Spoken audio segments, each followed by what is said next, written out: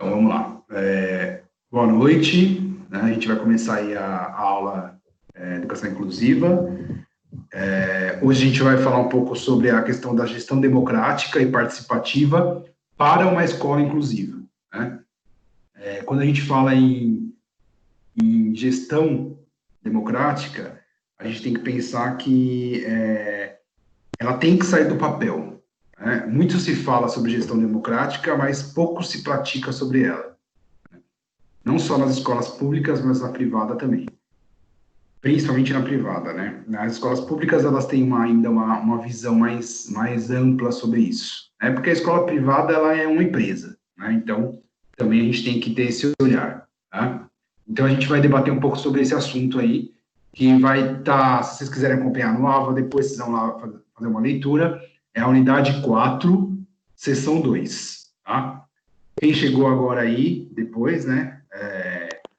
Agatha, Maria Emília, Brenda, bem-vindas aí, tá? Hoje a gente vai conversar um pouco com o professor Roberto, tá? E aí na semana que vem a professora já está de volta. Eu vou compartilhar a tela de novo para a gente começar. Só um momento, só.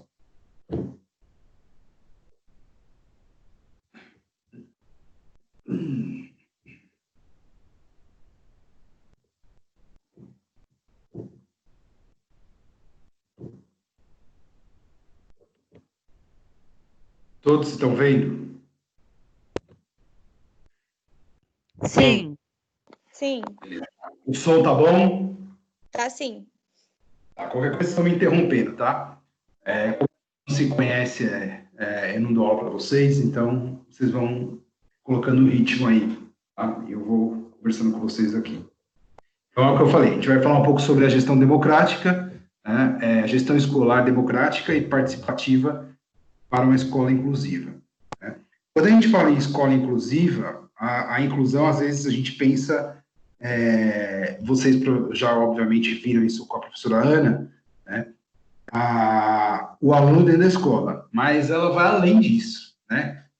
Eu não sei se vocês têm alguma experiência com um aluno deficiente, se vocês têm alguém na família, ou se vocês já trabalharam com algum aluno deficiente. Alguém aí tem alguma experiência em relação a isso ou não?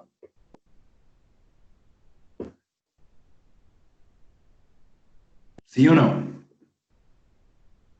Eu não, Pro. Não. Tá.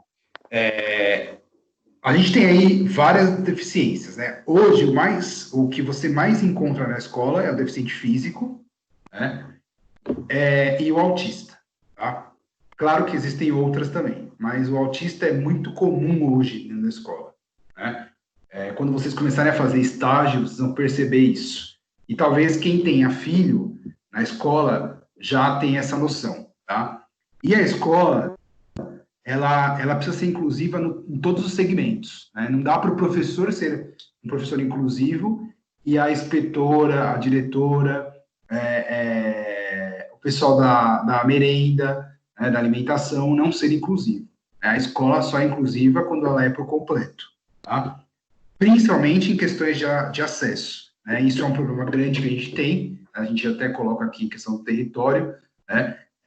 O acesso para esse aluno, né? E quando eu digo acesso, é a acessibilidade, tá? E não é só para a questão do cadeirante, né? Acessibilidade é só... Não, não, o autista também tem que ter um ambiente, né, performado aí, né, para ele, né?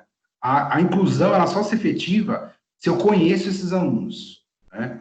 Se eu não conheço esses alunos, ela fica mais no papel do que na prática, verdadeiramente dizendo.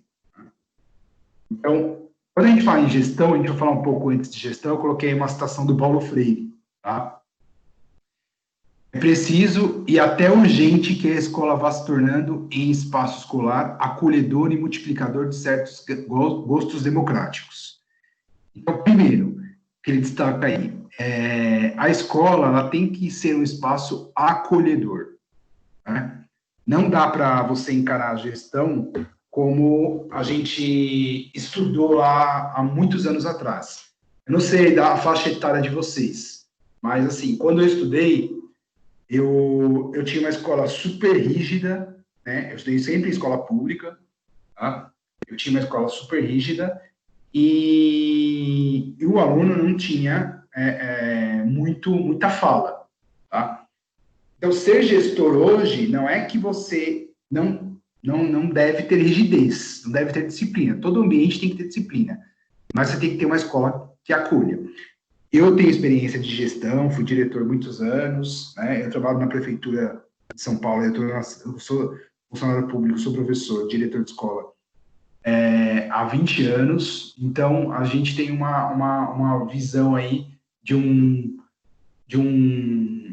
campo que muitas vezes não é explorado, né? Então, o gestor ele tem que ter essa consciência de que ele não é o chefe, tá? Olha, eu sou o chefe, eu mando em tudo, eu faço tudo, eu faço e aconteço. Não, né? Isso é uma empresa. A escola, ela tem que trabalhar com uma visão mais ampla. A escola, ela tem que trabalhar com a equipe. A escola tem que trabalhar com a comunidade. Né? A escola tem que trabalhar com as crianças. Você está ali na formação de indivíduos. E para isso, né, eu tenho, né, que ter um ambiente, um espaço minimamente acolhedor. Tá? Então, claro que a gente tem empecilhos, temos. Né? Às vezes você vai numa escola pública e está suja. Por que está suja? Porque a limpeza não fez o correto ou porque a gestão não deu conta de fiscalizar isso? Pode ser as duas coisas, né? Então, por que às vezes você tem uma escola numa rua e uma outra escola na outra rua, as duas escolas públicas, só que ninguém quer estudar na rua de cima, todo mundo quer estudar na rua de baixo, porque a escola é melhor. Não tem isso? Não acontece isso? Vocês já tiveram essa experiência ou não?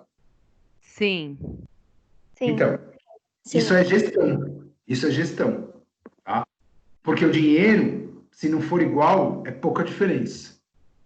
Como assim essa escola funciona e a outra escola não?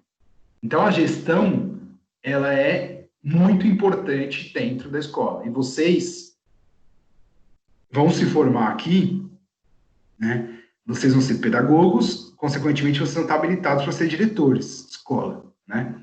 Diretor, coordenador, supervisor, né? Então, a equipe gestora, o gestor educacional, ele é muito importante dentro desse processo, né? E a gestão, ela fundamentalmente tem que ser democrática. Ela não pode ser uma gestão autocrática, uma gestão que só pensa em lei, né? Porque a gente lidar com o ser humano, né? Ela não pode ser também uma gestão laissez-faire, que faz o que quiser. Cada um escolhe o caminho que quer seguir, né? Então, eu tenho que ter aí diretrizes, tá? Então, um espaço escolar acolhedor e multiplicador de certos gostos democráticos, como de ouvir os outros. Essa questão de ouvir os outros, né, é de suma importância para a gestão democrática e para você efetivar a inclusão dentro da escola, né? Por quê? Você vai ter que ouvir também o lado do professor, né? Quais são as angústias desse professor com um aluno deficiente na sala? Que angústias que ele tem? O que eu vou fazer enquanto gestor para viabilizar, né, e para possibilitar um melhor atendimento para essa criança, né? Então, é uma escuta ativa que a gente chama, né? É aquela escuta em que você ouve e tem as informações e vai tentar trazer um caminho juntos, né, obviamente, para essa situação, tá? Ou várias opções, e aí a gente vai tentando para ver onde dá certo, que não necessariamente tudo dá certo, né? Educação, a gente pensa a médio e longo prazo, a gente não pensa a curto prazo, não é que você vai na padaria e falar, eu quero um pão, pronto. Você não vai na escola e falar, eu quero um aluno alfabetizado, que chegou agora no primeiro ano. Com a pandemia, ele saiu, teve um mês de aula, né, praticamente, aí ele teve que sair da escola, e você quer que ele volte alfabetizado. Vai ser difícil, né?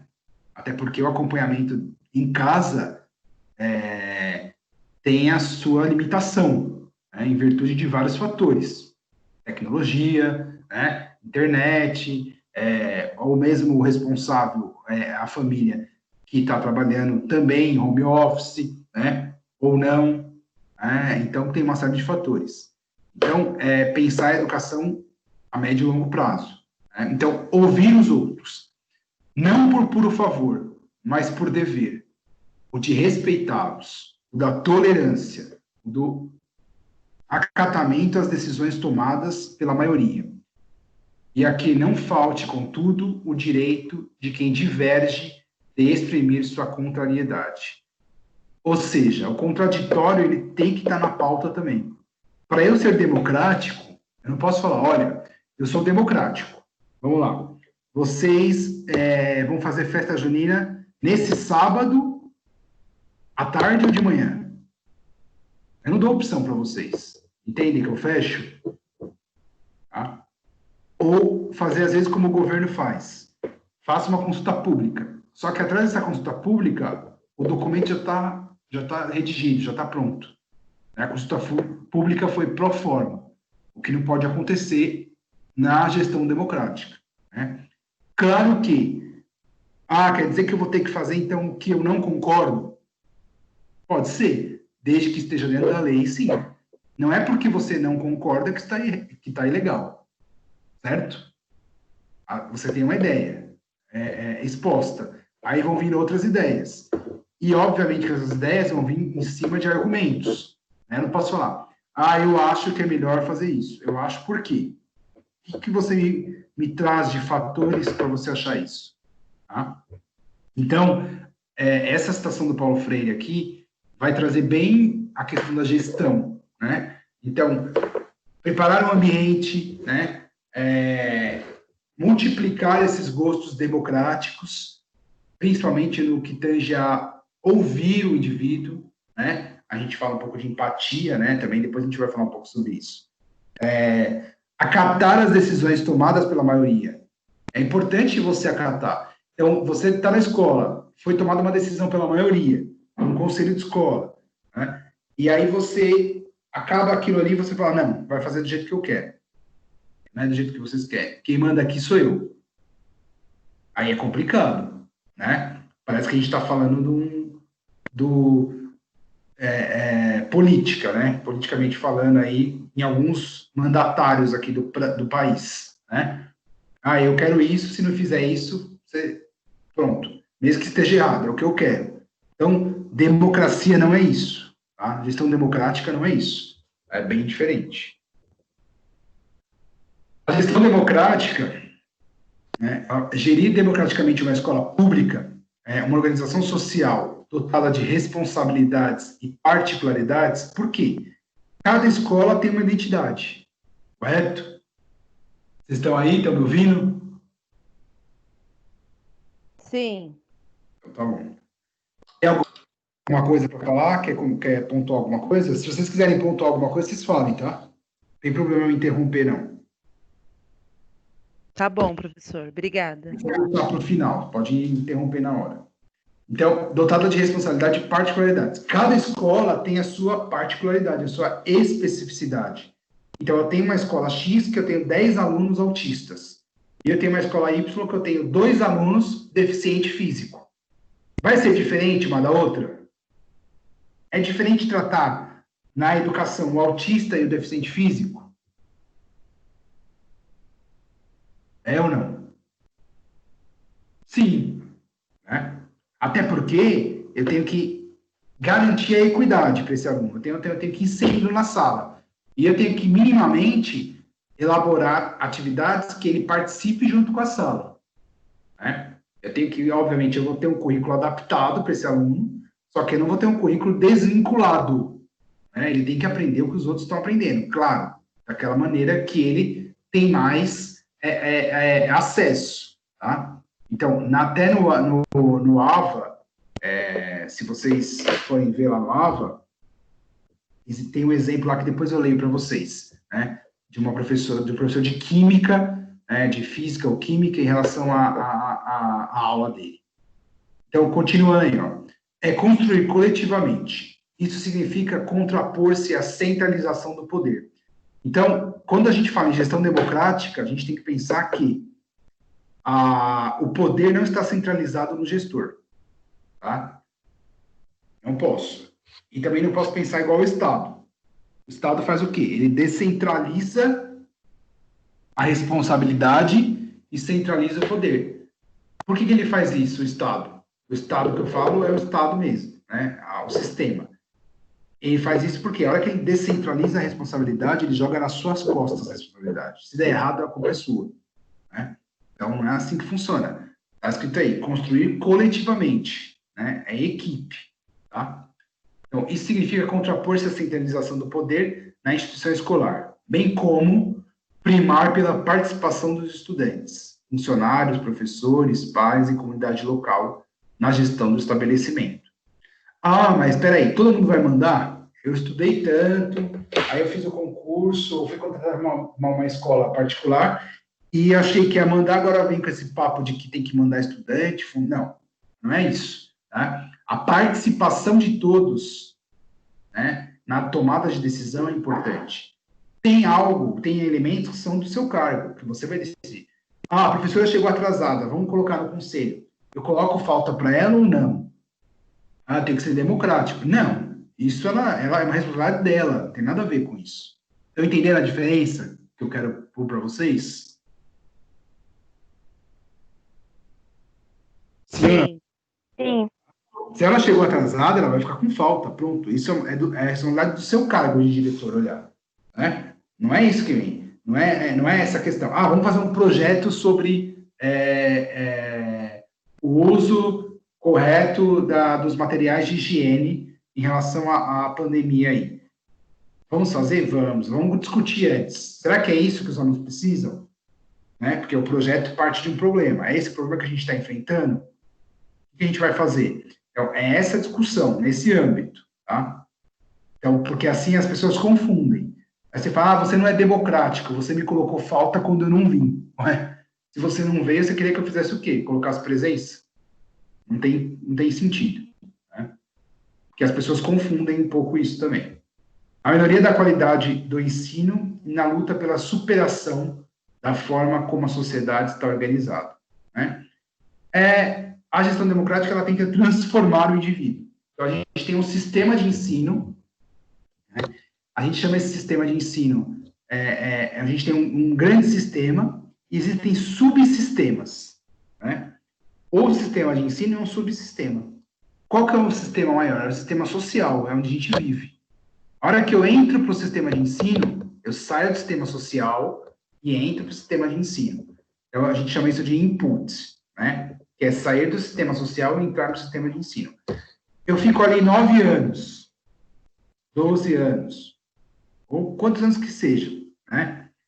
A hora que eu sair e voltar para o sistema social, eu tenho que voltar o quê? Igual ou diferente do que eu entrei? Diferente, né? Melhor, né? Porque é para melhor, de preferência, né? Porque essa é a função da escola. Essa é a função. Você transformar a vida daquele indivíduo. Vocês entraram na universidade, vocês estão num sistema de ensino. Quando vocês saírem, a ideia é que vocês saiam melhor, não é?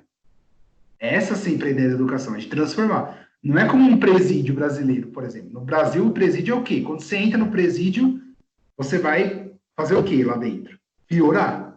Porque não tem condições de você melhorar. Certo? É superlotação, é uma série de problemas que existem, né, que não dão conta e a pessoa vai só degringolando. Salvo alguns casos. Tem, mas não é regra. Tá? Então, a escola é para transformar. Então, quando você entrou, que é o input, e quando você saiu, que é o output, quando você sai do sistema escolar, vai para o social, tem que ir melhor.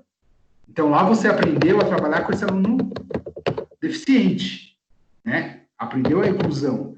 Quando você sair, você vai ter que praticar isso no seu dia a dia. Tá? Ah, mas você aprendeu. Ah, não, eu não aprendi esse tipo de inclusão. Você não aprendeu, então você vai ter que estudar. Você vai ter que ir atrás. O profissional da educação não pode ter desculpa, falar, ah, não sei, de repente, não é isso, não sei. Não. Se você está nessa, você vai ter que se dedicar. E é o que eu falo.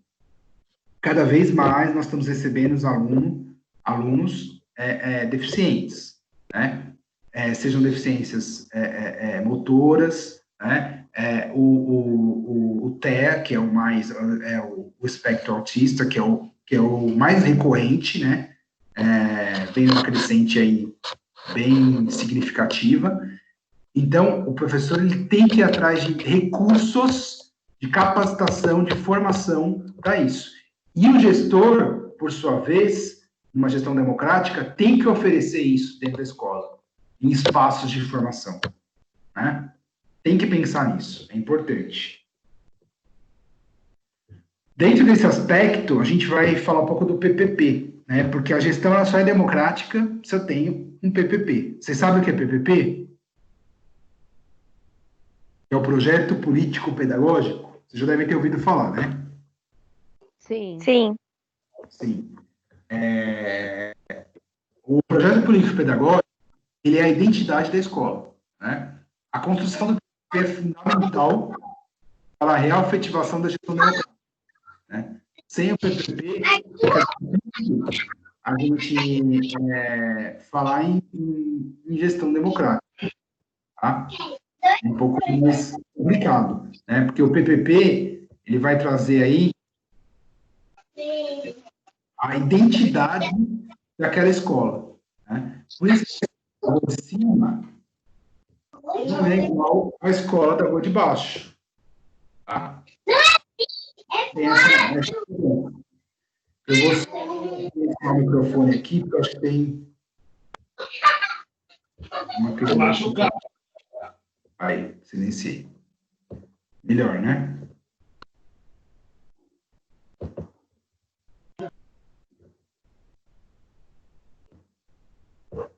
Então, tem uma citação aí da Carmen Moreira Castro Neves, que vai trazer um pouco do que é o PPP. Possibilidade e capacidade da escola elaborar e implementar um projeto político-pedagógico que seja relevante à comunidade e à sociedade a que serve. Percebam, não adianta eu ter um PPP fake, né? Eu tenho um PPP que eu só mudo a data. Não adianta. O PPP ele tem que estar para servir quem? Essa comunidade e essa sociedade, tá? Ele tem que estar para transformar esse indivíduo, tá? É ali a diretriz geral da escola que eu vou trabalhar. Claro que ele está alinhado com diretrizes nacionais, curriculares, com a BNCC, né? Ele está alinhado com o currículo, dependendo da cidade. Tem o currículo, São Paulo, por exemplo, tem o currículo da cidade, né? Está alinhado. Ele tem que estar, né? Tem que estar alinhado com a legalidade. Ele não pode estar fora da lei. Mas ele tem que mostrar a que veio, né? Ele tem que mostrar que, de fato, esse projeto político-pedagógico vai ser importante para essa comunidade, né? Eu vou trazer aqui elementos que vão, de fato, auxiliar no desenvolvimento, né, cultural, intelectual, né, no desenvolvimento desse pessoal que está acessando essa instituição. Então, a importância dele é bem significativa no que tange a gestão democrática, tá? Inclusive, para efetivar a inclusão desses alunos. Eu tenho que, no PPP, trazer aí elementos que abordem a inclusão, né? Que o professor não pode falar, eu não sei trabalhar com inclusão, então esse aluno eu quero que a estagiária pegue e vai dar uma volta com ele fora da sala, enquanto estiver dando aula. Isso não existe, né? Isso aí é um crime, se você fizer isso, tá? Porque põe-se no lugar daquele aluno, né? Põe-se no lugar do responsável daquele aluno. Você deixa lá a criança para ela ser educada, cuidada, né? O educar, cuidar e o brincar, né? Não dá para eu fazer com que a escola seja um ambiente somente assistencial para esse aluno. Ele tem que ser educacional também. Ele tem o direito de desenvolver, tá? Eu não sei, eu vou atrás da coordenadora, da diretora, eu vou atrás de orientação, tá? O que eu não posso é falar, eu não sei e estou fechado para saber qualquer coisa nova. Aí não dá, né? Aí você está errado. você, enquanto profissional, né, não está agindo de uma maneira correta. Né? É a mesma coisa que um médico ir para o hospital e falar, olha, hoje eu vou para o hospital, eu vou matar 10, por exemplo. Meu foco hoje é matar 10. Não, o foco do médico é qual? É salvar vidas, não é? Ele não vai lá para matar, tá? Então, tem que ter esse cuidado. É um pouco exagerado o que eu falei, mas é nessa linha, tá?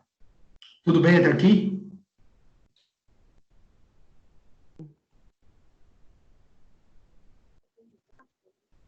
Tudo bem?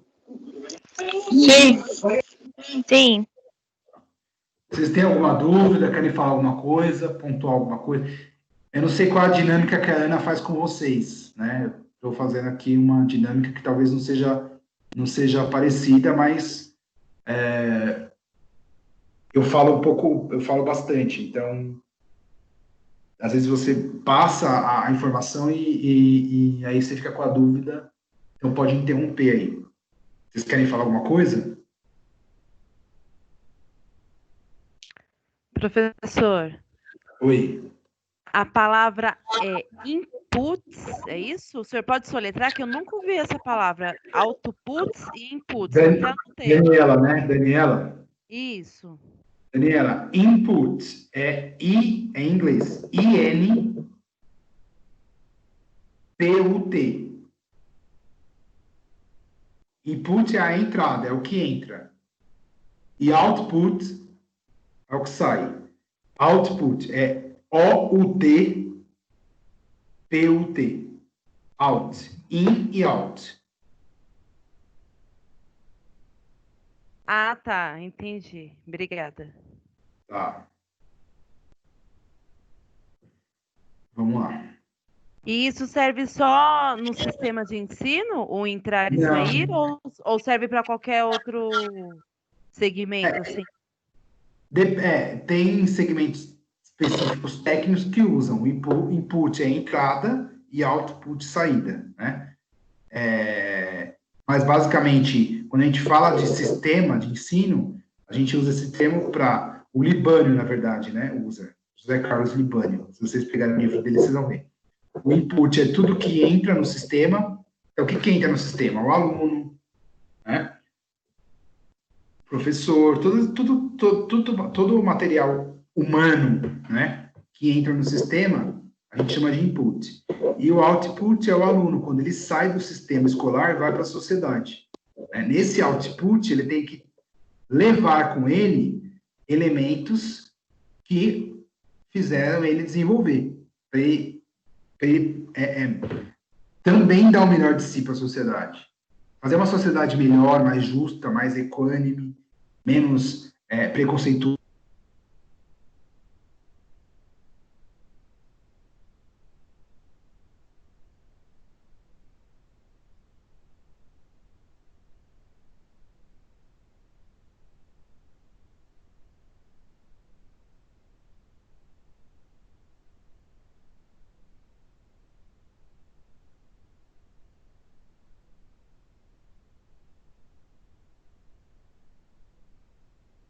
Né? Você é professora, e aí... Professor, eu acho que o áudio tá falhando. Eu não tô escutando o senhor. Eu também não estava ouvindo, eu achei que era o problema era aqui na minha internet. Eu também não, professor. Eu também não. Fosse problema aqui, mas acho que é aí.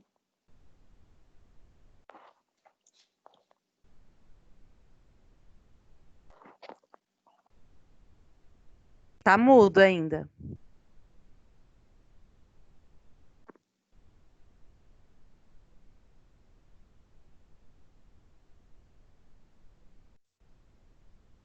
Oi, voltou. Estão ouvindo agora? Sim, agora sim. Caiu aqui a conexão. Daniela, eu tinha te respondido o input e output? Sim. Eu estava falando sozinho aqui, aí que eu vi que caiu. Não, mas deu para entender.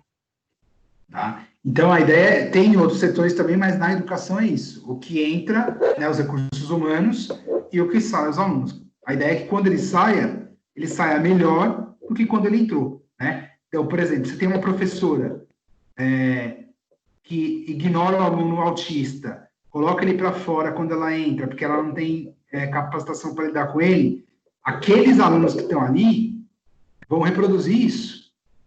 Quando eles saírem para a sociedade, eles vão chegar, a hora que eles virem uma criança autista, vão falar, não, deixa esse de lado, que ele não vai para frente. Essa vai ser a mentalidade deles. Então, a importância da escola, a importância do papel do professor na formação desse indivíduo é muito grande. Né? Por isso que eu falo, professor que tem preconceito não pode ser professor. Eu não gosto de gente da igreja católica, não gosto de loiro, não gosto de negro, não gosto de índio. Então, filho, vai fazer outra coisa. A educação não é para você. Tá? A educação não é para você. A educação é para todos. Então, eu tenho que entender que, quando eu vou formar pessoas, eu tenho que me despedir de qualquer preconceito. Né? Seja ele étnico, seja ele religioso, seja ele de orientação sexual, o que for. Eu tenho que ter essa noção. Eu tenho que trabalhar isso. Né? Essa questão moral, não sei se vocês já tiveram uma disciplina ética, vocês já tiveram ou não? Antiga? O senhor diz? Oi? Antiga? Não, ética. Não. Talvez vocês tenham online. Quando a gente fala em ética, né? A gente fala, tem que ter ética. E ética e moral. O professor vai formar muito a moral da criança.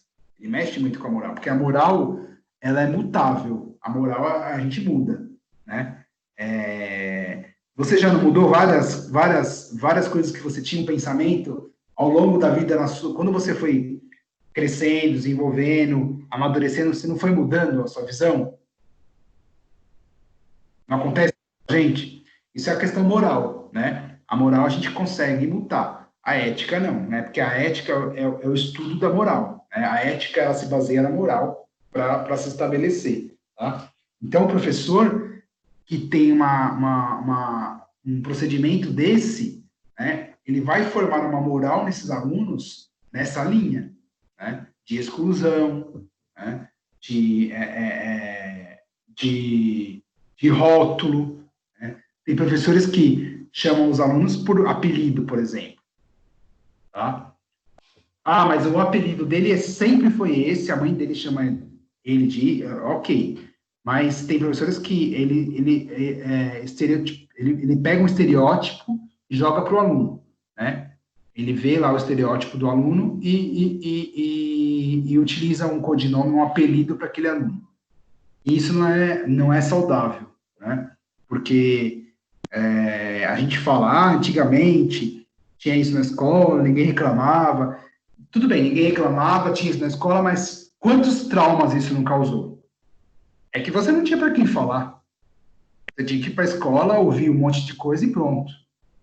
E aí? Hoje é diferente. Hoje eles têm essa visão, existe essa possibilidade, né? Não, aqui não vai se cometer bullying, que a gente chama, né? Com qualquer aluno, né?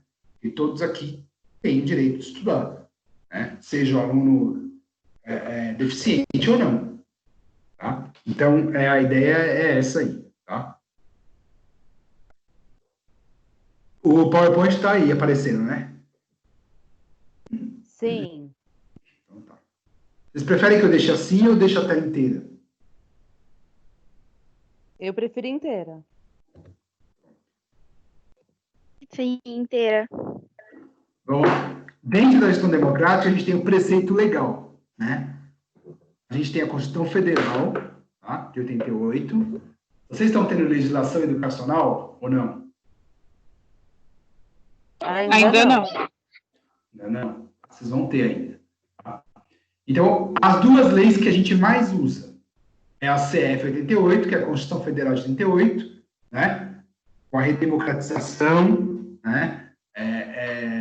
A gente teve a Constituição Federal de 88, que tem um capítulo só da educação, que é o capítulo 3.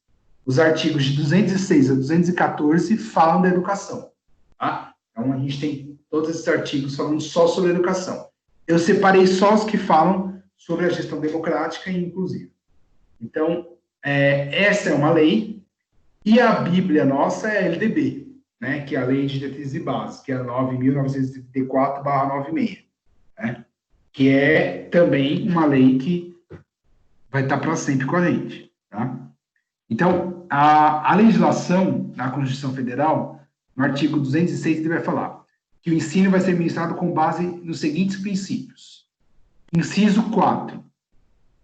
6, desculpa. Gestão democrática do ensino público, na forma da lei. Ou seja, não é uma opção. Eu não vou ser democrático. Tá? Eu sou o diretor aqui, e eu que mando, eu centralizo o poder, né? Eu mando e vocês obedecem. Não é uma opção. A gestão democrática está na Constituição Federal. Né? Então, eu tenho que garantir isso.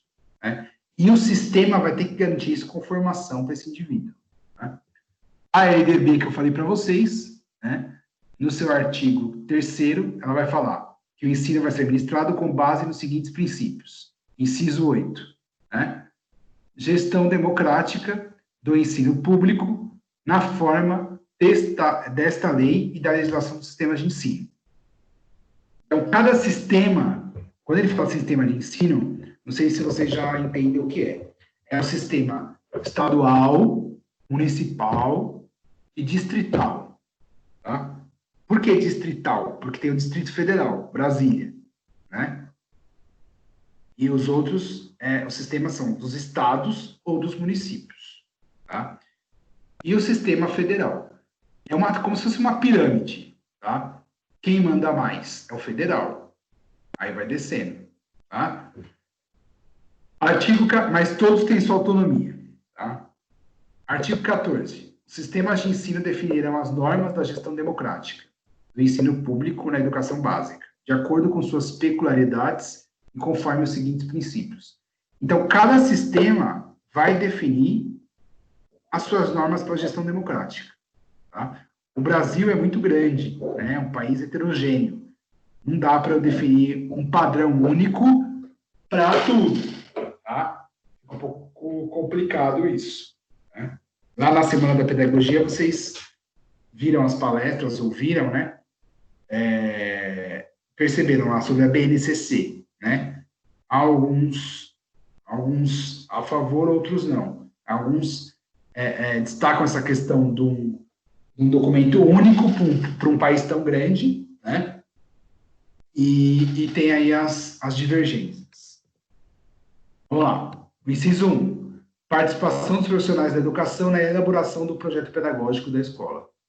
Então, isso não é opção, é obrigação. Tá?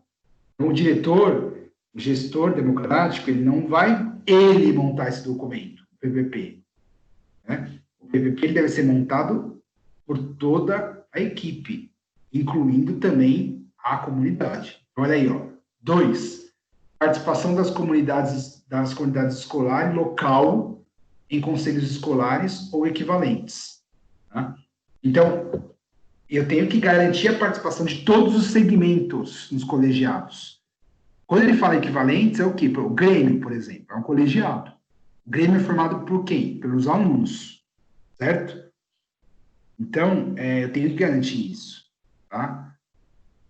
O Conselho de Escola. O Conselho de Escola é um colegiado consultivo, deliberativo, né? É um colegiado mais importante que tem dentro da escola, que vai tomar decisões, né, sobre o andamento da escola. Né? Tanto curricular quanto administrativa. Claro que a administrativa vem do próprio sistema, né? Mas o conselho ele traz aí alterações de calendário, por exemplo. Agora, na pandemia, vai sair uma norma para o novo calendário. Mas quem vai aprovar esse calendário é o conselho. Claro que o conselho, quando ele fala o conselho é soberano, ele é soberano, mas ele não está acima da lei. Tá? Eu não posso estar acima da lei. Eu tenho que ser soberano, mas dentro da legislação. Tá? Porque às vezes as pessoas confundem isso também. O conselho é soberano. Pode mandar expulsar um aluno da escola. Pode ou não?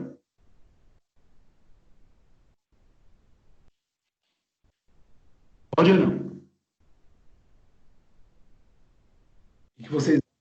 Eu acho que não. O aluno agrediu a professora, ele pode ser expulso da escola? Sim? Acho que sim. Sim. Depende. Primeiro, tem que estar no regimento. Né? Segundo, eu tenho que ter várias intercorrências já desse aluno. Terceiro, eu não posso simplesmente expulsá-lo. Eu posso fazer uma transferência dele para uma outra escola, garantindo a vaga, e essa escola também no raio de 2 quilômetros da casa dele. Desde que os pais concordem. Então, não é tão simples assim. Então, se os pais não concordar, a gente tem que deixar o aluno na escola, mesmo ele atendendo o professor. Sim, os pais podem tomar, quem foi agredido vai tomar, tomar outros mecanismos legais, fazer BO, claro, ele vai responder por isso, mas no âmbito educacional, eu vou ter que dar a sanção para ele, claro que tem um regimento, né? Mas eu não posso simplesmente falar, não, você está expulso a partir de agora, pronto. Não. Tem toda uma história, tem que estar muito documentado, eu tenho que estar com isso muito claro, porque pode acontecer, já que o pai não concorda, de a hora que eu mandar esse cara para outra escola, o pai vai lá, recorre, vai na diretoria de educação, recorre, e aí o que acontece? O aluno volta para a escola. Aí você fica mais desmoralizado ainda. Então, você tem que fechar muito bem ali dentro, para ver o que vai acontecer. Tá? Eu sei que é uma coisa que você fala, nossa, isso é um absurdo. Sim, mas é assim que funciona, ele tem um direito, né? Então, o direito vem antes para ele. Mas tem deveres também, né? Deveria ter. Tem deveres, mas quando você vai falar do menor, né, você tem que pensar em que, primeiramente, ele tem direito ao acesso a uma educação de qualidade e a uma escola que está no raio de 2 quilômetros da casa dele. Não tenho escola de 2 quilômetros, só tenho essa. Se ele não quiser mudar, ele não muda. A não ser que eu oferte um transporte. Eu, poder público, né? O poder público não vai ofertar. E aí? Mas e qual seria a punição ou... Então, tudo depende do regimento. Tem que ter regimento. Por isso tem que ter um regimento bem feito. Entendeu? Existe uma legislação de regimento para a prefeitura que foi feita em 2013, né, pelo antigo prefeito lá, o Haddad. E aí todas as escolas refizeram os regimentos, né? Então, tem que seguir a risco o regimento. Por exemplo, ele não teve nenhuma sanção. Esse aluno foi um roupante dele. Ele não teve nenhuma sanção ainda. Ele nunca foi advertido, ele nunca foi... Eu não consigo expulsá-lo assim. Agora, se ele tem um histórico de problemas, está tudo documentado, os pais foram chamados, eu já acionei vários órgãos externos para ajudar, né? Eu já pedi ajuda no CAPES, eu já pedi ajuda no Conselho Tutelar, vem uma história, é diferente, aí você tem um enredo para isso, né? Se não, você não consegue. Você vai fazer e na outra semana vão desfazer o que foi feito. Por isso que eu falo, muita gente fala, o conselho pode tudo. O conselho não pode tudo. Tem que ter esse cuidado. Tá? Vamos lá. A LDB ela vai trazer a questão da autonomia, né? Em relação à gestão democrática. Tudo isso que eu separei em relação à gestão democrática, é o que a gente está vendo. Tá? O sistema de ensino assegurará às unidades escolares públicas de educação básica que os integram progressivos graus de autonomia pedagógica e administrativa e de gestão financeira, observadas as normas gerais. Tá? Então, o sistema é que vai dar as diretrizes, perceberam? Cada sistema vai dar a sua diretriz. Por isso que você fala, você tem às vezes um filho, ou tem um sobrinho, ou tem um primo que estuda numa escola do Estado e o outro numa escola da prefeitura. E aí os dois estão no mesmo ano e cometem o mesmo... não precisa ser uma irregularidade, mas cometem o mesmo ato. Tá? Numa escola age de uma forma e na outra escola age de outra. Por exemplo, na pandemia, a prefeitura faz de um jeito e o Estado faz de outro. Por quê? Cada sistema tem sua autonomia, tá? De fazer como deve ser feito. Em relação à LDB ainda, sobre a participação da comunidade na gestão democrática, os estabelecimentos de ensino respeitadas as normas comuns terão incumbência de articular-se com as famílias e a comunidade, criando processos de integração da sociedade com a escola. Esse inciso aí, 6, muitas vezes fica só aí, né? Porque tem escolas que não querem que as famílias entrem na escola, tá? E o que é um erro, né? Quando você tem a comunidade a seu favor, quando você tem a comunidade junto com você, caminhando junto, as coisas são muito mais fáceis, tá? Principalmente nas comunidades mais vulneráveis, tá? Você tem que ter, sim, esses contatos, né? Porque eles vão te ajudar bastante, né? 7. Informar pai e mãe, conviventes ou não, com seus filhos, e, se for o caso, responsáveis legais, sobre a frequência e rendimento dos alunos, bem como sobre a execução da proposta pedagógica, tá? Então, o pai quer ver o PPP, por exemplo, porque o filho dele, ele tem uma deficiência intelectual, tá? E ele quer saber o que o PPP traz no seu corpo para auxiliar o filho dele. Ele tem direito? Tem. Né? Então, qualquer um da comunidade escolar que chegar lá pedindo esclarecimento sobre o PPP tem que ser ouvido. Tá? E, obviamente, que tenha a ligação com a escola. Né? Então, essa articulação aí com a família é bem importante e tem que acontecer, né? Eu não posso descartar isso aí. O artigo 13, os docentes participar da elaboração da proposta pedagógica e colaborar com as atividades de articulação da escola, família e comunidade. Então, o professor ele não pode minar isso, né? Ele tem que colaborar com essa comunicação. O artigo 4º, o Estado, em relação à gestão, é dever do Estado com a educação escolar pública, vai ser efetivada em relação ao quê? Acesso aos níveis mais elevados de ensino, né? Então, a pesquisa, vocês, por exemplo, vão acabar a universidade, vocês estão no primeiro semestre, vocês vão até o oitavo, né? Oitavo semestre, são 8 semestres, né? Agora, né? Isso. Vocês vão terminar lá no oitavo semestre, aí vocês vão falar, nossa, acabei, pronto, chega agora, nunca mais vou estudar.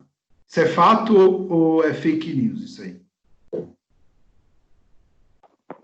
Fake news. Sim, porque você vai ter que estudar. Não tem como, né? Então, o Estado ele tem que garantir esse acesso, né? Claro que isso aí a gente sabe que é bem mais complicado, né? Haja vista que os alunos da escola pública, na sua maioria, não entram na faculdade pública. Devia ser o contrário, né? Os alunos da escola pública deveriam entrar na faculdade pública. Mas a gente sabe como funciona o negócio. Então, você vai continuar estudando, tá? Então, você vai para uma pós-graduação, né, um ato sensu, estrito sensu, e aí por diante. Né? Ou cursos de extensão, aperfeiçoamento, etc. Padrões mínimos de qualidade de ensino definidos como variedade e quantidade mínimas por alunos, né? De insumos indispensáveis ao desenvolvimento do processo de aprendizagem. Então, eu tenho que garantir que aquele aluno tenha carteira, que tenha uma sala de aula, que tenha material, tá? Então, é daí que a gente pode tirar a questão dos materiais que são entregues para as crianças. Como eu havia dito lá, o conselho é de suma importância dentro do aspecto da gestão democrática, né?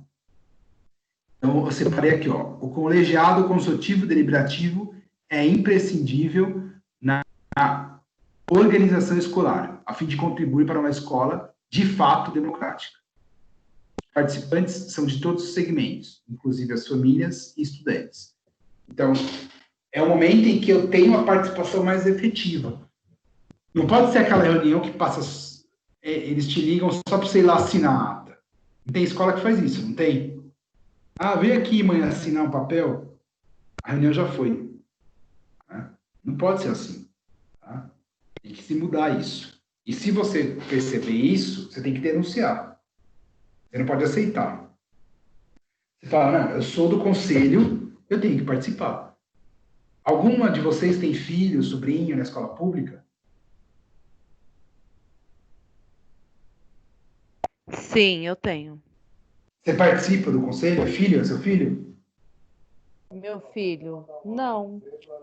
Que ano que ele está? No terceiro ano do ensino médio. Bacana. E você nunca participou? Não. Mas por quê? Mas já te convidaram ou não? Você nunca ouviu falar? Não. Nunca me interessei, assim, nunca. Desde quando eu estudava também. Não. Nem Mas imaginava. percebe a importância desse colegiado dentro da escola? Sim. Ele toma decisões que vão afetar todos. Então, quanto mais gente participar, né, quanto mais pessoas, mesmo que como ouvinte, é importante, né, para que, de fato, eu não tenha um gestor autocrático, né, um gestor que quer centralizar tudo. Não, o conselho não vai permitir isso. Né? Ah, eu quero agora que as crianças venham com calça jeans preta, senão não vai entrar na escola. O conselho que quem vier sem uniforme não vai entrar na escola.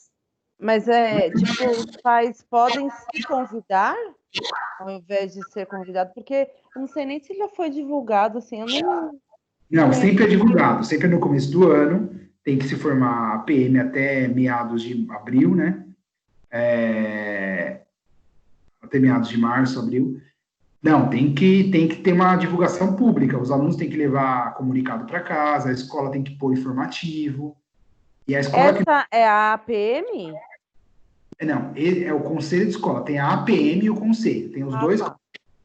A APM é a Associação de Pais e Mestres, né? Tá? É a mesma coisa, o conselho escolar, só que o conselho escolar ele é um órgão mais efetivo do que a PM. Ah, Entendeu? sim. Tá? Se a gente for pôr numa escala, não existe isso, mas vamos pôr numa escala, o conselho está acima da PM. Tá? Entendi. Professor, Oi. eu ainda não entendi direito como que funciona esse conselho da escola por parte dos pais. Os pais dos alunos. O conselho é dividido por segmentos. E tem uma quantidade que eu tenho que preencher de pessoas. Uma quantidade X de alunos, de professores, de funcionários, da comunidade, de pais. Então, eu convido os pais que querem participar. Ah, eu tenho 50 pais que querem participar. Cabe no conselho? Não. Então, como que a gente vai fazer? A gente faz o sorteio? Ok. Faz o sorteio, o restante fica de suplente. A hora que sai um, entra outro. Mas eu tenho que dar visibilidade e publicidade para isso no começo do ano. Para que quem queira participar, participe. Porque geralmente o diretor faz o quê?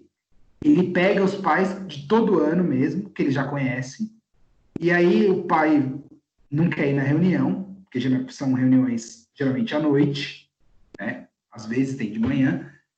E o que ele faz? Ele pega aqueles pais que você está acostumado, ele decide tudo, ele faz a ata e o pai vai lá só assinar. Ou seja, o conselho concordou com aquilo. Entendeu?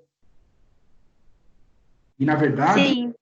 é um colegiado consultivo e deliberativo. Ele vai deliberar. Ele vai discutir. Eu posso não concordar. Por exemplo, a escola fala, a partir de amanhã, quem vier sem uniforme não entra. O conselho aprovou. Ponto. Mas eu, enquanto pai, posso discordar disso. Certo? Até porque o conselho tem que ir de acordo com a lei. E a lei não fala que é obrigatório usar uniforme. Preferencialmente. Professor, eu já Oi. participei dessa reunião quando o meu filho estudava no e-mail. Certo. E aí, o que você achou? Era só, de fato, era Não, uma eu gostava das reuniões, só que elas faziam as reuniões, ela falava tudo lá, só que né, eu não fazia. Depois, tudo que ela falava lá, depois eu saí da equipe porque elas não cumpriam o que elas falavam. Entendi. Lá era uma coisa e depois era outra. Aí eu falava, outras mães questionavam, né? Mas ela não cumpria o que passava na reunião. Como você Aí está precisa falando, pedir a ata. dessas coisas e tal, né? Aí precisa pedir a ata do conselho, falar que era uma cópia da ata, porque eu vou cobrar o que está aqui, que tem que estar escrito. Aí, no meu caso, eu saí da reunião, né? Mas eu participava da reunião da escola do meu filho. É importante participar, mas é importante cobrar também, né? Isso é importante. Né? Então, por exemplo, uniforme. Tem conselho que decide, mas o uniforme não é obrigatório. Se o seu filho for para a escola amanhã sem uniforme e o diretor falar, você não vai entrar, é só você chamar uma viatura que ele entra. Uma GCM ou uma polícia militar. Não existe isso. Ah, mas o governo deu. Tá, e aí? Ele deu porque ele quis, porque tá na lei, que ele tem que dar, mas eu não vou usar. Pronto. E eu vou entrar. Certo? É E o isso mesmo, né? conselho, Oi? o conselho seria da escola particular também, né? Mas não, na escola particular não funciona conselho. Mas existe ou não? Ou não? Algumas escolas têm um colegiado de pais que eles consultam, mas não deliberam. Não deliberam. Quem delibera lá é o dono da escola. Que é um contrato que você assina, né? Você não pode falar, por exemplo, na escola particular, você não vai falar assim, olha, eu coloquei meu filho lá vamos pegar um exemplo. Você colocou seu filho numa uma escola católica, uma escola de freiras. Aí você fala, meu filho não vai, eu não quero que meu filho tenha envolvimento com religião. Ela vai falar para você, então você tira daqui. Porque não tem como não ter. Certo? Certo, entendi. Contrato de prestação de serviço vai além tem a educação, obviamente tem um âmbito educacional, mas tem um âmbito empresarial também, entendeu? É bem diferente. Professor, mas mesmo na escola pública, eu acho que eles não chegam a gostar tanto, né? Porque eu nunca ouvi falar de. Tipo, não é uma coisa tão divulgada a reunião no começo do ano. Então, divulgam, mas assim, tem muitos pais que também não têm muito interesse, né? Mas a escola tem que divulgar amplamente. Inclusive, ela tem que avisar os alunos, para avisar os pais, mandar bilhete, mandar comunicado, colocar na porta da escola um cartaz. Uma escola que trabalha mais democraticamente, ela faz isso. É o que eu te falei. Muitos diretores preferem fazer o quê? Chamar os pais, só os pais que ele já conhece. Por quê? É mais fácil dele convencer. Você vai votar assim. É assim que a gente tem que ter, entendeu? Ou você nem vai votar, você só vai assinar o papel e pronto. Aí é cômodo para o diretor. O que pode acontecer? Tem que ter o pai que contradiz aquilo também, né? Fala, não aceito isso. Tá? Essa é a ideia. Então, tem uma citação aí da Inês Navarro, que ela é do Programa Nacional de Fortalecimento dos Conselhos.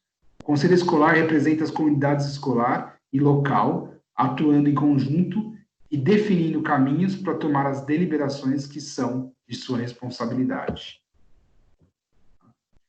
O PPP, que a gente falou lá, né?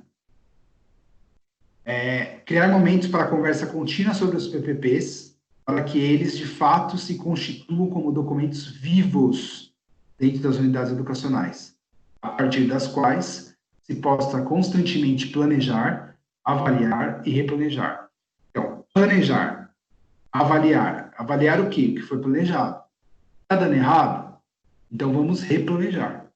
Né? Essa é a ideia. Sem essa dinâmica, o exercício pedagógico fundamentado sobre a perspectiva da autoria, pedagogia de projetos e interdisciplinaridade, não consegue sustentar.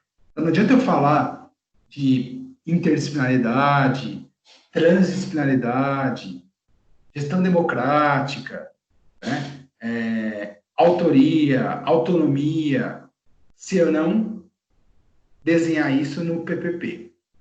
Tá? Não adianta nada. O PPP ele tem que ter esses traços aí bem fortes, bem firmes. Tá? E quando a gente fala em gestão de sala de aula para todos, a gente tem que pensar em alguns pontos. Pensar no estudante e estudar sobre sua deficiência. Você, professor, tem que saber que deficiência é essa. É o espectro autista, né? É uma deficiência intelectual, né? É uma deficiência motora. Então, eu tenho que estar atento a isso. Não dá para não sei o que é. Não me falaram. Eu tenho que ir atrás disso, dessa informação. Quem tem essa informação? A escola. Né? Quando o aluno é matriculado, ele tem uma ficha de matrícula, ele tem toda essa informação. Tem que ter. Alguns alunos têm laudo, então se ele tem laudo é mais fácil. Outros não têm laudo. Né? Um laudo médico que eu falo. Tá? Pensar no ambiente que está inserido. Então, eu tenho que pensar nesse ambiente. Que ambiente que é esse? Esse ambiente, ele traz uma harmonia para essa criança, para todas as crianças? Eu estou falando de todas, tá? Não estou falando de um ou de outro, de todas. Esse ambiente é produtivo? E quando eu falo ambiente, a escola, ela não é só sala de aula. Eu posso ir além daquela sala de aula, tá? Eu posso dar uma aula numa praça, por exemplo. Obviamente, desde que eu tenha permissão, autorização dos responsáveis. Não dá para você pegar, vamos para a praça agora, sem autorização nenhuma, não. Por isso que eu falo, próximo ponto aí, pensar no planejamento. Planejamento é fundamental. Se eu não tenho planejamento, eu vou no improviso. Se eu vou no improviso, vai dar errado. Não vai dar certo. É muito difícil você ficar no improviso e conseguir que isso dê certo. Tá? Pode ser que uma vez a cada 1000 dê certo, mas o normal é não dar. Tá? Então, eu tenho que pensar nesse planejamento. Eu tenho que planejar como vão ser essas aulas. Tá? Por quê? Importante planejar. Porque eu planejando, eu vou pensar nas metodologias que eu vou usar, nas estratégias que eu vou usar, para que todos participem. É aquele exemplo que eu falei para vocês que tem lá no AVA. Tá? Praticar a empatia. Se colocar no lugar do outro. Eu tenho que ter essa percepção. Lá no começo do semestre, eu dei uma palestra, falei sobre a empatia. Eu não sei se alguma de vocês estava. Eu lembro que tinha uma do primeiro semestre. Eu não sei qual de vocês. Se é dessa sala, não é? Não lembro mais. Sim. Quem que é que estava? Daniela, eu estava. Oi, Daniela. Então, a importância da empatia dentro da sala de aula é gigantesca. Você se colocar no lugar daquele aluno, para entender o processo dele, e como esse processo vai chegar até ele, como ele vai desenvolver, é fundamental. E fomentar a equidade. Quando a gente fala em equidade, não é igualdade, é equidade e dar oportunidade para todos. A igualdade é diferente. Não é porque está igual que está equânime. Então, tem até aquele desenho lá que mostra, eles vendo o jogo, aí eu coloco uma cadeira maior para um outro olhar, uma cadeira menor para o outro, e eles estão vendo o jogo, mas eles não estão equânimes. Cada um está numa perspectiva. Tá? Então, a importância dessa equidade aí, no processo, principalmente na inclusão, é fundamental.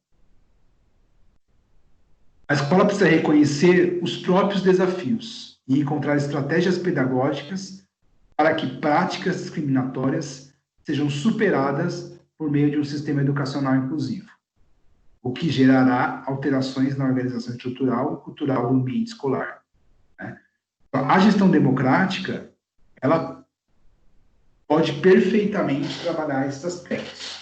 A autocrática já é mais complicado. Quando o gestor não parte para a questão democrática, ele que toma a decisão, emanada por ele.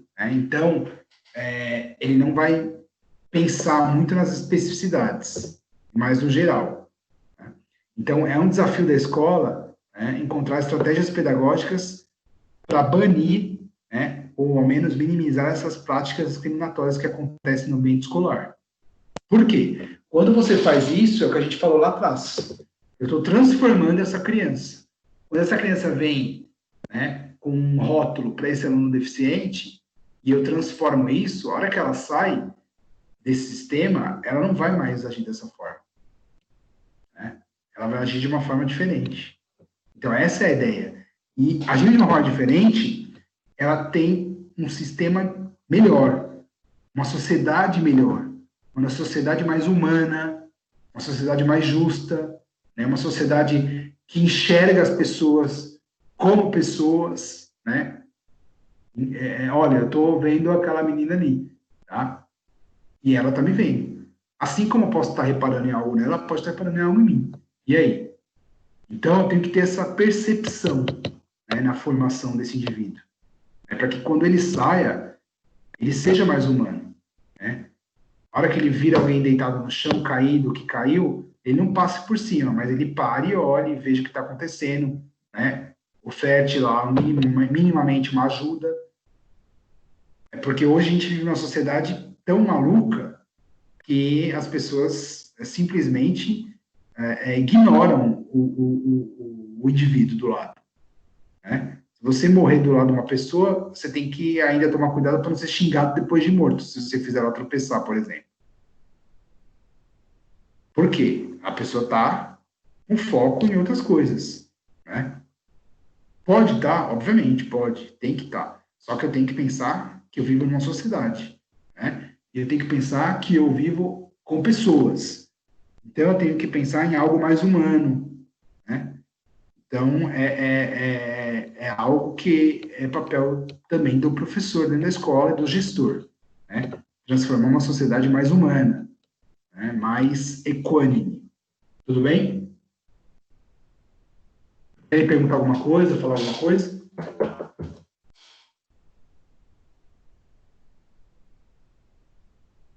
Foi muito rápido, tá tranquilo? Tá tranquilo. Vamos lá.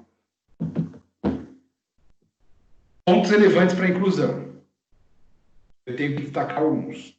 Conheça as necessidades de cada aluno, que é o que a gente pontuou lá. Né? Na outra, a gente falava de pensar no estudante e estudar sobre sua deficiência. Tá? Para saber para onde você vai. Agora, tem que conhecer a necessidade desse aluno. Que necessidade que ele tem? De comunicação, de interação. Né? Aí, em cima disso, eu desenvolvi o meu planejamento.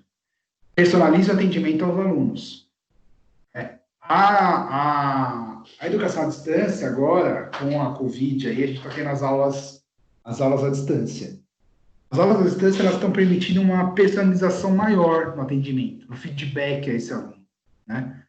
Porque você analisa um a um mais do que no dia a dia na sala de aula. Só que na sala de aula você vai ter que fazer isso também, mas com registro. Está aqui embaixo até. Tá? Ah, mas dá para registrar 30 alunos de uma vez? Não. Né? Depende da forma de registro que você vai fazer. Cada sistema tem o seu. Mas você pode dividir por grupos. Né? O aluno deficiente, o aluno da inclusão, ele tem que ter o registro apontado. Porque é isso que vai mostrar para você o progresso ou não dele. E é isso que vai documentar para o próximo professor a partir da onde ele vai seguir. Isso é importante, tá? Para ele não começar do zero de novo. Fomente projetos, atividades que envolvam todos os estudantes, a fim de mostrar que somos todos iguais, apesar das nossas diferenças. É importante a escola, na gestão democrática, né, e participativa, para a inclusão, pensar em projetos que favoreçam a inclusão. Né? Que mostrem isso para as crianças. Olha, ele é cadeirante? Mas ele é igual a você. Ele joga basquete, ele joga bola. Né? Tem essa possibilidade. Tá? Então, eu tenho que ter um outro olhar. Tenho que mostrar um outro olhar para essas crianças. Até para elas saírem dali com esse olhar e levarem isso para frente, disseminarem isso. Né? E investir nas tecnologias. Tá? Claro que isso depende muito do poder público, de políticas públicas. né? A gente está vendo aí a gente está vivendo esse período de pandemia e a gente percebe que muitas pessoas não acessam as aulas porque elas não têm uma tecnologia minimamente adequada, né? Ela não tem uma internet com uma conexão bacana. E o governo, infelizmente, não olhou isso. Ele simplesmente falou, então aulas online, pronto, beleza. Tá, mas e aí?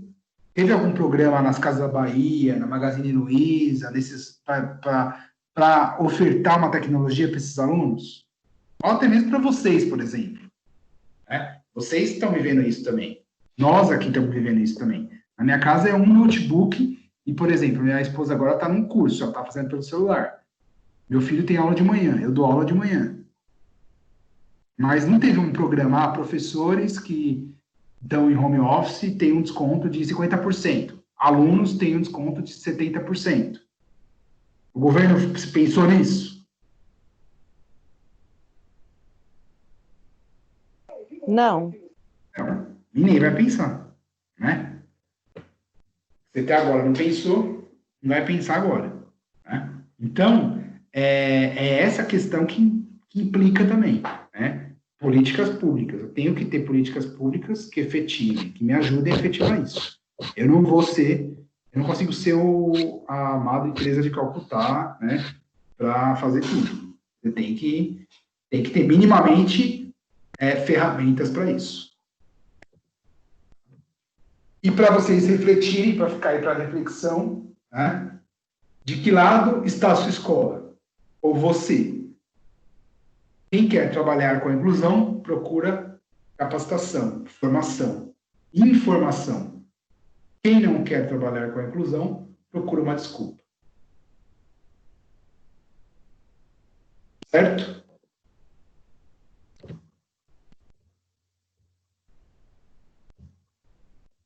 Dúvidas? Vocês têm dúvidas? Deixa eu Não. Não. Professor, esse slide o senhor tem como gente? Depois eu vou passar para a Ana e ela passa.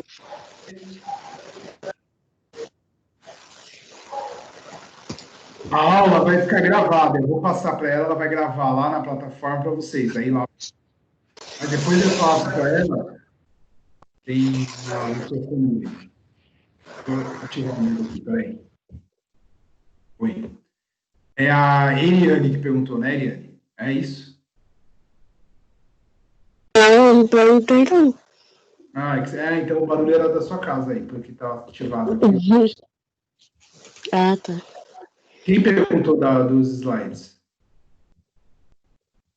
Maria Eduarda. Tá, Maria Eduarda. Então, eu vou disponibilizar, deixa com a professora e depois ela passa para vocês, pode ser? Pode ser, professor. Obrigada.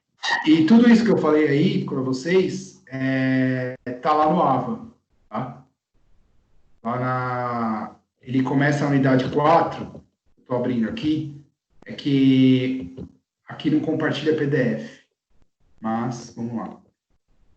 Começa na 200 e...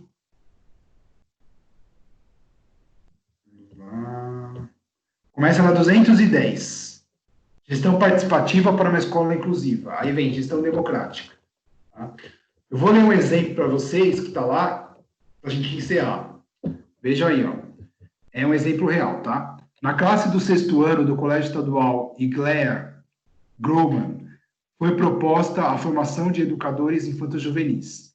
Durante o Dia Internacional da Conscientização sobre o Autismo, a turma passou por outras classes apresentando Luan, um aluno que apresenta transtorno do espectro autista, TEA, e levando as informações sobre o TEA, que os alunos pesquisaram durante um mês.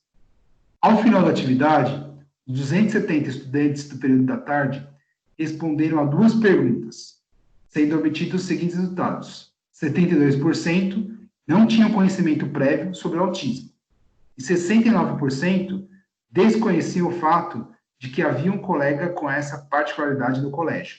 Então, percebam que as próprias crianças, os adolescentes, eles conhecem, né, muitas vezes, o que é o autismo, tá? Você até professor desconhece, o que dirá os alunos, né? E não sabem, né, que tem essa criança ali junto deles. Para envolver os familiares do projeto, foi proposta uma aula prática de observação astronômica, com binóculos e telescópios, em um observatório. O trabalho foi organizado pelo professor de Química do ensino médio, que sugeriu a atividade após descobrir que Luan tinha muito interesse por astros e planetas. No dia da atividade, mais de 160 pessoas, entre pais, alunos, professores, direção e funcionários, tiveram a oportunidade de observar Marte, Júpiter e a Lua. O professor de Química propôs uma noite de observação astronômica para toda a comunidade escolar. Então, vejam, quando você fala em considerar fundamental na gestão da sala de aula, é trabalhar o quê? As diferenças, certo? Então, eu tenho que trabalhar essas diferenças, mas com todos. Então, o professor percebeu que o Luan, nesse caso, que é o menino com Terra, ele gostava de observar planeta, estrelas, e ele fez essa prática. Claro que, mas como que eu vou sair com os alunos? Não, isso é um exemplo para abrir a sua mente do que você pode fazer, tá? Que você pode, até onde você pode ir. Você pode ir além dos muros da escola, você pode ir além das paredes da sala de aula, né? Não precisa ficar naquele quadrado da sala de aula. Eu tenho essa possibilidade, né, de trabalho com esses alunos, tá? Tudo bem? Sim, eu tinha uma pergunta. Tenho uma pergunta. No caso. Sou eu? Oi, eu não estou ouvindo. Oi. No caso, quando foi dito que tem aluno com alguma deficiência para a classe, tudo, e muitos da classe não conhecem ou não sabem o que seria essa doença. A gente explica para os alunos antes ou depois? Ou... Eles não sabiam o que era TEA, eles não sabiam o que era o transtorno do aspecto autista, eles não sabiam o que era autismo. A gente tem que trazer elementos científicos também para explicar, tá? Até porque o autista, na sua visão geral, né, ele não pode ir com barulho, mas cada caso é um caso, né? Eu conheço aluno autista que não se importa com barulho, mas grande parte deles não tolera um ambiente perturbador. Um ambiente de disciplina, para eles, completamente, tira eles um pouco do eixo. Então, a classe tem que saber elementos, não só científicos, mas das especificidades daquele aluno, para eles também andarem no ritmo dele. Mas, assim, explica para a classe longe do aluno com autismo? Não, você pode explicar. Perto ou não tem problema? Não tem problema. Você vai fazer uma coisa, não é uma coisa formal, assim. Você vai dar uma aula, conversar com eles. Vamos conversar sobre o Luan hoje. O Luan, vamos falar aqui, vamos lá, né? Você pode trazer vários elementos, né?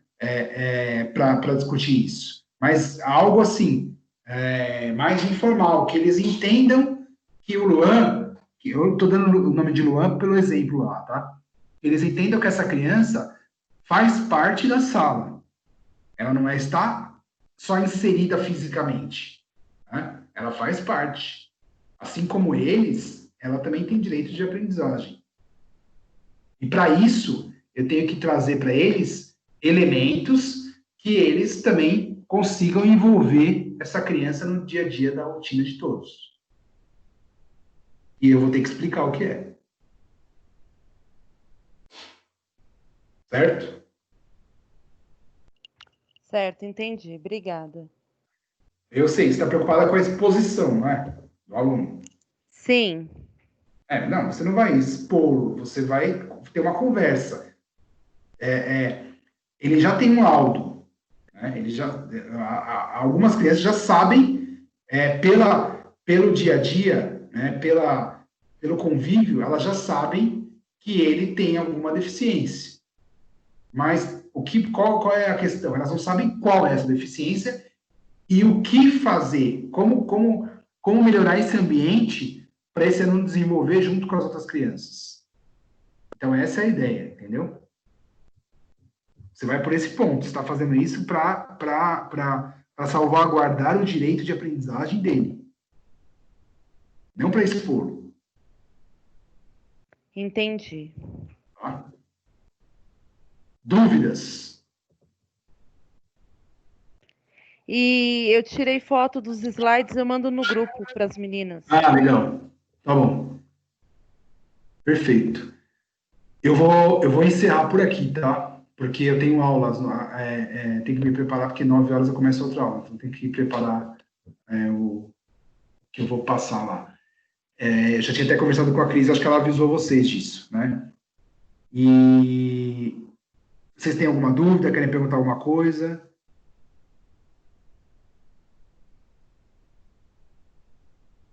Eu acredito que semana que vem a Ana já esteja com vocês. Se não tiver, eu estarei novamente.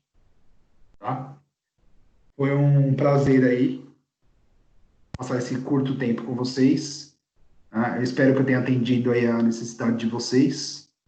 E tenham uma boa noite e até a próxima. Até a próxima, professora. Obrigada. Boa noite, até a próxima. Boa noite. Boa noite, Obrigada. professora. Obrigada. Boa noite.